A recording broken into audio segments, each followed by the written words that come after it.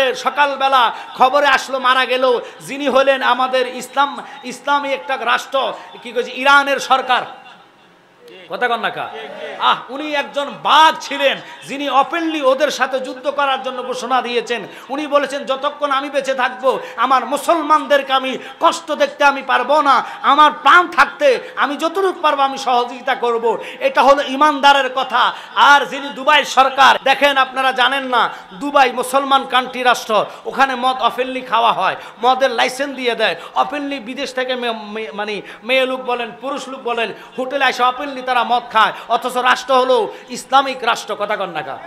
এই সমস্ত রাষ্ট্রের মধ্যে মদ খাওয়া হারাম, অথচ সেই মদ খেয়ে খেয়ে মদের টাকা পেয়ে নেশা হয়ে রাষ্ট্রকে উন্নত করে সেই দুবাইয়ের মানে যিনি বাদশাহ তিনি মাতাল হয়ে গেছে, যার কারণে মন্দির গড়াইছে। এই মন্দির গড়াইতে দেরি, সপ্তাহখানিকের ভিতর ওখানে ভূমিকম্পর মতন মানে বন্যা আসতে দেরি নাই, মারাত্মক বন্যা হয়েছে। কেন জানেন? এটা আল্লাহর গজব। কারণ ফিলিস্তিনের মুসলমানেরা জীবন দেয় ইসলামের জন্য, ওই দিকে না তাকায়া কোটি টাকা খরচ করে সে মন্দির করে হিন্দুদেরকে জায়গা করে দিয়েছে। আমি ওটা হিংসায় বলি না, আমার কথা সে মন্দিরের টাকাগুলা তুমি দুবাইয়ের জমিনে খরচ না করে এই টাকা যদি এই যে আজকে সকালবেলা খবরে আসলো মারা গেল, যিনি হলেন আমাদের ইসলামী একটা রাষ্ট্র, কি কইছে, ইরানের সরকার। কথা কন না কা? উনি একজন বাঘ ছিলেন, যিনি ওপেনলি ওদের সাথে যুদ্ধ করার জন্য ঘোষণা দিয়েছেন। উনি বলেছেন, যতক্ষণ আমি বেঁচে থাকবো আমার মুসলমানদেরকে আমি কষ্ট দেখতে আমি পারবো না, আমার প্রাণ থাকতে আমি যতটুকু পারবো আমি সহযোগিতা করব। এটা হলো ইমানদারের কথা। আর যিনি দুবাই সরকার, তিনি মুদিরে দাওয়াত দিয়ে এবং ওই দেশের ঠাকুরে দাওয়াত দিয়ে উদ্বোধন করলেন এই মন্দির। এই জন্য আল্লাহ গজব থেকে তারা ছাড়ে নাই, অথচ সেই টাকাগুলা যদি ফিলিস্তিনে পাঠাইতো ইমানদাররা খাইয়া তার জন্য দোয়া করতো। কথা বলেন ঠিক কি না? কারণ মসজিদে আকসা মুসলমানদের প্রথম কিবলা। আপনাদেরকে একটা কথা বলি, মুহাম্মদকে 40 বছরের আগের জিন্দেগি যারা নবী স্বীকার করে না, এদের দালালি যারা করে, আল্লাহর কসম এদেরকে দেখলে ফাতলা জুতা দিয়ে ফিডানো ইমানি দায়িত্ব। কারণ এরা মুসলমান হতে পারে না। আমার নবীর ইজ্জতের চাদর নিয়ে যারা টানাটানি করবে আমরা তাকে ছাড়তে পারি না। আমি অনেক সময় অনেক কথা বলি, হয়তো আপনারা ভুল বুঝবেন। সে কিসের মুসলমান?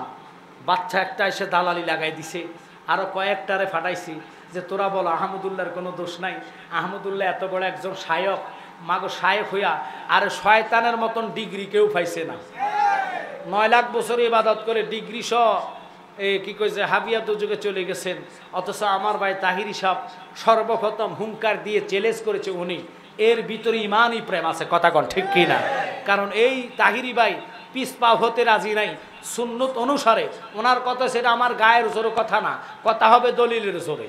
মামলা করেছি, দেখে আরো কয়েকজন তার পক্ষে দাঁড়ায়, যতগুলা দাঁড়াবে সবটির নামে মামলা হবে। জেলখানা ঢুকানোর জন্য না, মামলা আমরা করতেছি প্রকাশ্য হাইকোর্টে, তাদেরকে নিয়ে বসতে হবে উন্মোচন ভাবে। ডাইরেক্ট আপনার কি কয় যে ক্যামেরা থাকবে, সারা পৃথিবীতে লাইভ চলবে, ওরা সত্য না আমরা সত্য। কথা বলেন ঠিক কি না? এরপরে রায় হবে। যারা এইভাবে মানুষের ইমানে ভাইরাস ঢুকাইছে তাদেরকে প্রকাশ্য ফাঁসির কাষ্ঠতে নিতে হবে। কথা কোন ঠিক কি না? আমরা যদি ভুলের পথে থাকি আমরা ফাঁসির কাষ্ঠে ঢুকবো। কথা বলেন না কেন? আর আহমদুল্লাহর পক্ষে যারা আছে তারা যদি প্রমাণ না করতে পারে, আমাদের একটাই দাবি আমরা মানবো, এটাই রসুলের শানের বেয়াদফির সর্বোচ্চ শাস্তি হলো প্রকাশ্যে তারে ফাঁসি দেওয়া। কথা বলেন না কেন? এদের যদি ফাঁসি হয়ে যায় আর বাকি সেলা ফেলাগুলা সোজা হতে দেরি হবে না। কারণ আপনারা জানেন না, মামুনুল হক কিছুদিন আগে জেল থেকে বাহির হয়েছে, কষ্ট লাগে। উনি বাহির হওয়ার টাইমে জামাতি কওমের লোকেরা মিষ্টি পান করাচ্ছে। সারা তোমার মেহেরবানি আল্লাহুম্মা জবাব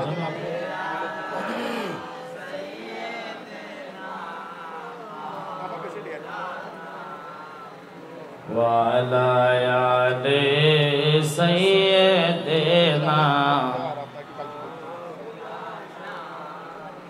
জোরে লা ইলাহা ও লা ইলাহা মধুর সুরে লা ইলাহা ও লা ইলাহা বলেন আল্লাহ ছাড়া মাবুদ নাই, বাজান নবীজি ছাড়া উপায় নাই।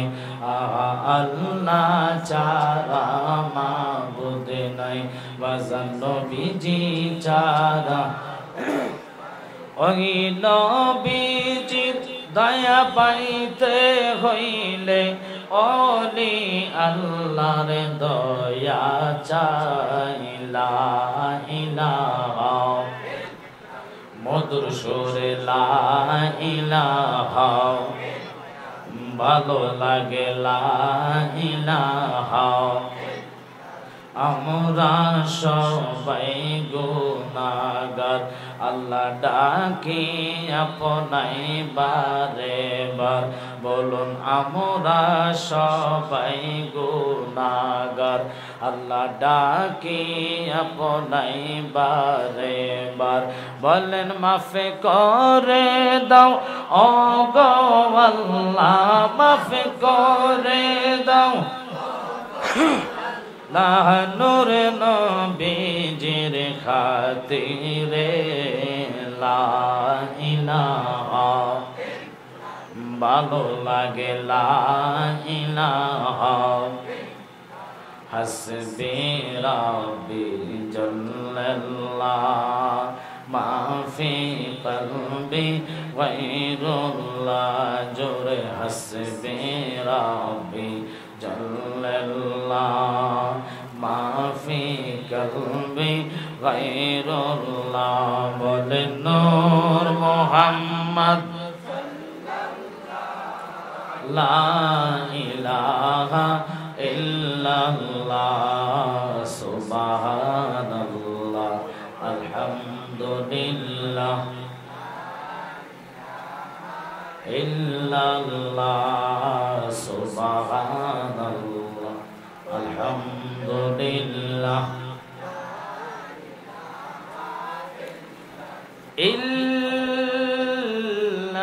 ইল্লাল্লাহু মুহাম্মাদুর রাসূলুল্লাহ সাল্লাল্লাহু আলাইহি ওয়াসাল্লাম। বাজানেরা, এখনো যারা রাস্তাঘাটে এদিক সেদিক ঘোরাফেরা করেন, যিনি বাংলার মাতার মুকুট, বাংলার এই দেশের আউলিয়াদের মাতার মুকুট, বাবা শাহজালাল ইমিনী, শাহপরাণ ইমিনী, ওনাদের উসিলায় এই বাংলাদেশে আমরা ইসলাম পাইলাম। ওনাদের স্মরণের প্রোগ্রামে যার যার মুর্শিদের দিকে কলবকে মোতওয়াজ্জ করে আমার সাথে আল্লাহর জবান নিয়ামত, আমাদেরকে আপনাকে জবান এই দেওয়া নিয়ামতকে দিয়ে সুন্দর মতন আল্লাহর ইসমে জাতের জিকির আদায় করে জবান এবং কলবকে নূরান্বিত করে নেন।